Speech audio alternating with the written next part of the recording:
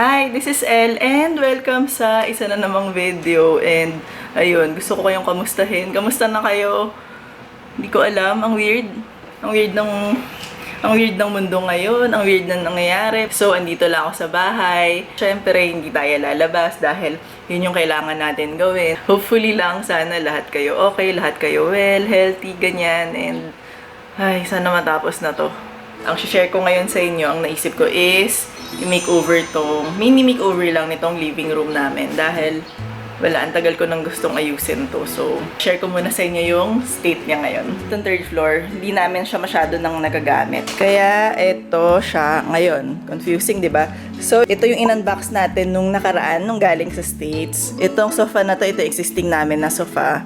Ayan si Christmas. Pero kaya to nakaabante dahil binili ko tong parang rattan na sofa na yan. Ayan, wala lang siyang cushion. Hindi nakakatuwa, di ba? Ay, ito yan. High ceiling tayo. Ayan, ayan yung state niya sa ngayon. So, wala pa akong final na plano talaga kung anong gagawin dito. Kasi, di ba?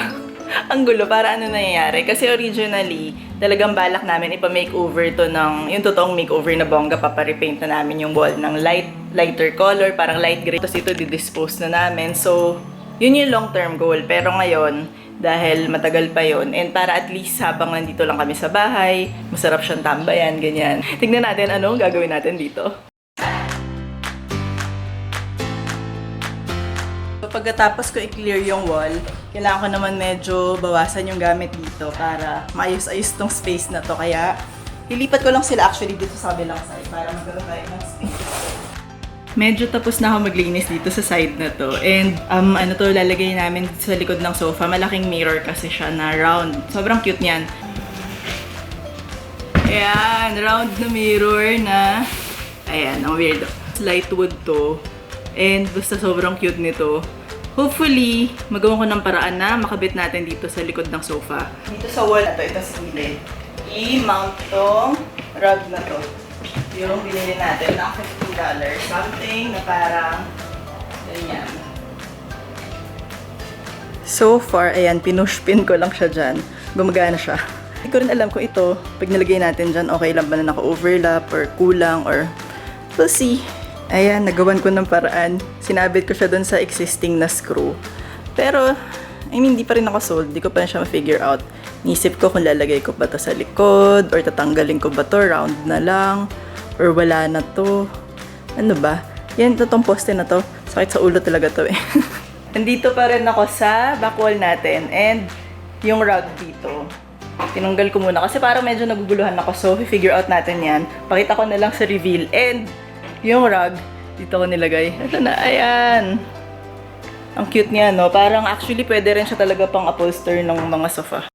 Hello, kinabukasan na. And final installation day nitong ating mini makeover. So, nag-isipan ko na lang saan pa ako mag-shopping dito sa bahay. Kailangan ko ng rug, ng coffee table, tsaka konting arte na lang. Pero, so far cute na siya. Tara, shopping na tayo sa taas. Malamang kuha ako nitong mga throw pillows, tsaka yan. Itong rug, kukunin ko rin. Nirolyo ko na siya. And most likely, ito yung gagamitin natin. Coffee table din doon sa baba. Ayan na yung rug. Ibababa na namin. Paano ibababa? Aso! Ah!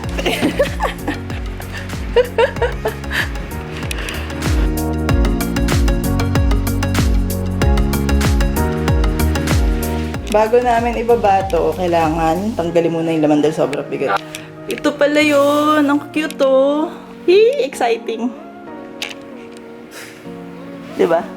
Yeah. Ang cute to! Saan natin pwede ilagay to? Meron kaya ditong pwedeng kurtina? Yan.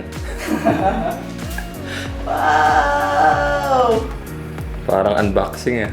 Dati hindi natin na-appreciate ito masyado, no? Actually, hindi na-appreciate ata natin siya agad. But kung hindi natin appreciate yan, saan hindi natin hinord yan ng 5 years? Kaya pala natin tinago kasi na-appreciate natin siya. Ayan, nag-shopping kami sa first floor. Ito, galing dun yan. Itong cart na yan. Tapos ito, mga kahoy. Dami namin stock dun. Ayan. Tapos ito sobrang cute. Elephant, parang pwedeng planter. Ano ba talaga yung purpose ng elepante na to? Planter talaga, no? Ganda. So, linisin ko muna to dahil ang alikabok nila. So, tapos na yung ating mini makeover dito sa living room natin. And, actually, magagabi na. Pero ito lang yung time na pwedeng mag-shoot dito dahil sa, basta, yung ilaw. Pero ang dami ko pang sinasabi, hindi ko pa ituloy ito. So, i-reveal na natin tong ginawa natin dito sa living room namin.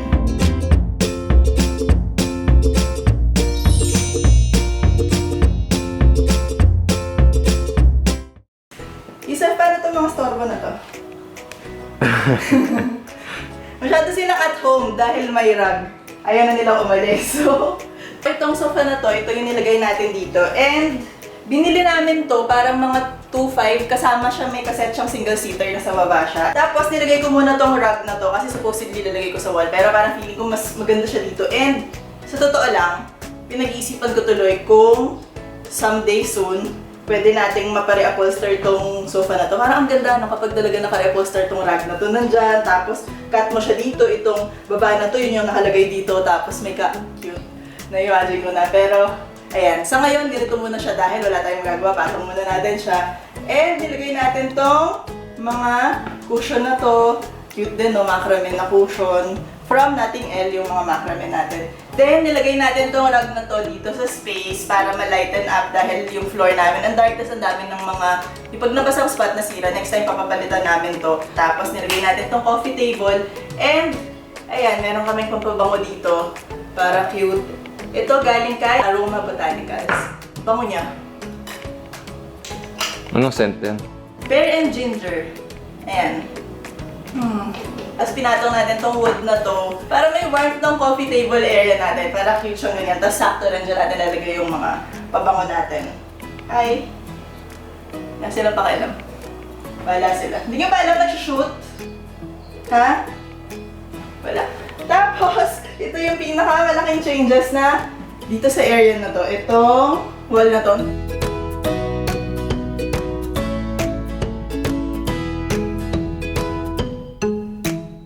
Sobrang tagal kong pinag-isipan to kagabi, diba? Parang may rug ako dito, tapos hindi ko maisip kung paano siya gagawin dahil nga merong poste dito. Pero ngayon, okay naman siya. Like, happy naman ako sa kinalabasan niya and nagamit ko yung mga pinagbibili kong rug. Bago ko ilagay sa sahig, lagay muna natin sa wall dahil ang ganda ng pattern niya, sayang, so i-display natin siyang ganyan. Ito, galing to sa banyo namin. Nilagay ko dyan, tapos ito yung binili ko na ilalagay ko supposedly sa future makeover nitong living room. Pero ngayon, wag na tayo ng future makeover. Gamitin na natin ngayon para hindi sayang, hindi lang nakatambak. Ito, bentang-benta na to. Ang dami ko nang pinagamitan nitong macrame na to sa home office, sa ibang project. Pero ayan, ito na muna yung bahay niya for now. And ayan, artwork lang dyan para mag-balance siya. Cute naman, di ba? Kasi ang ano natin ngayon, hindi ko naman sinasadya. Pero ang naging theme natin is parang bohemian look siya. Nagkataon kasi puro ganun yung gamit ko. And embrace na lang natin kasi ang ganda niya. Tapos, perfect sa bohemian. Ito, bagong parang sofa, parang love seat na nabili ko. Sobrang cute nito. Parang rata na native na basta bamboo na look siya. Tapos, ang ganda ng shape niya. Ayan o, may pa-round din. Tapos, bagay dito. Ganda ng color. Meron pa siyang drawer. Sobrang cute niya. Pero sa ngayon, wala pa tayong cushion. Actually, ang bala kong cushion, ito, i-flash ko na lang dyan. Ganyan yung look na lalagay ko dito kasi may bench siya so hindi pwede yung flat lang na cushion. Pero sa ngayon, ito muna siya. Okay na yan. Ano ba to? Bakit nanonood si Christmas sa akin? So ito siya, ganyan siya oh.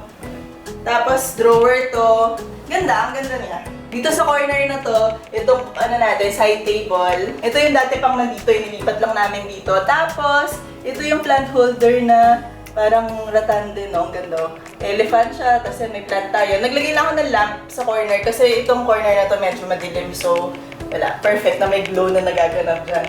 Tapos, dito naman sa kabilang side, dito namin nilagay yung cart na to. Sobrang favorite namin tong cart na to. Dahil, parang ano to, dito bar cart siya. Pero ginawa muna namin siya side table. Pero ang ganda nito, tingnan niya. Pwede siyang half ng ganyan. Napo-fold din siya ng tuluyan na manipis na pwede ma-store. Pero, pwede rin siyang ganyan. Cute to. Tapos, so, pwede siyang buo, pwede siyang half. Pero dahil wala naman akong laman, hinaf ko muna siya. And, Alam story nito, namimili kami sa Dapitan Arcade. Nakalagay lang to doon, nakapatong yung ibang gamit nila. Hindi to for sale. So binili namin to for 500 kasi dahil parang hindi naman nila na-appreciate to, patungan lang to ng gamit nila. So binenta nila kay Yusef ng 500. Then after nun, sobrang tuwa namin, nag-research siya online kung magkano ba to, ano bang design yan. And nakakita siya ng ganito online ng parang sa dollars or sa States. Pero pag equivalent niya parang 16,000 pesos. So ayan, hindi na namin to i-let go. Dito na lang to. Hoarders. And, ayan. Yan yung ating mini makeover dito sa ating quarantine. Sa bahay ngayon. Tingin niyo. Tingin mo, Yusef. Ganda! Reset.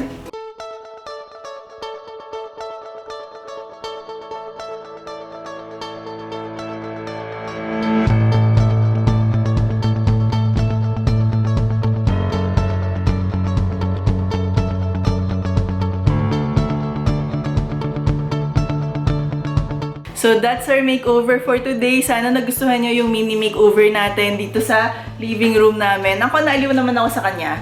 At least nagamit ko yung mga pinamili kong gamit. Tapos medyo naging cute pa tong living room namin. Naging useful siya for the time being na kailangan natin magstay sa bahay. So, kayo rin, kung meron kayong mga project sa bahay na gusto nyo nang simulan, yung mga hindi na kailangan lumabas, wala kayong kailangan i-shopping. Gusto nyo maglinis, gusto nyo mag-purge, gusto nyo na mag-start ng pagiging minimalist. Ngayon yung next natin, magliligpit ako dito. And, ayun, ngayon yun na siya simulan para at least maging productive tayo. And, yun naman kasi yung way natin para makatulong, diba? Kung hindi natin kailangan lumabas, magstay na lang tayo sa bahay yun. Try natin talaga, maging disiplinado tayo dahil, yun, parang feeling mo ang helpless mo, no? Pero, gawin na lang natin yung part natin. And, kung meron sa inyo dyan na mga frontliners natin, sobrang thank you talaga. And, sobrang laking sacrifice nung ginagawa nyo para maging mag-better. Alam mo yun, mag-better lang yung situation. So, yun, sobrang thank you sa mga medical staff, mga nurse, mga doctors, thank you. Sa mga kailangan pa rin magtrabaho para, alam mo yun, gumana pa rin ng mundo kahit papaano para lang maging maayos yun. Thank you. Hopefully, matapos na to and sana okay kayo lahat, ingat kayo, stay home, and yun lang. Hopefully, na-enjoy nyo tong video and until next time, thank you.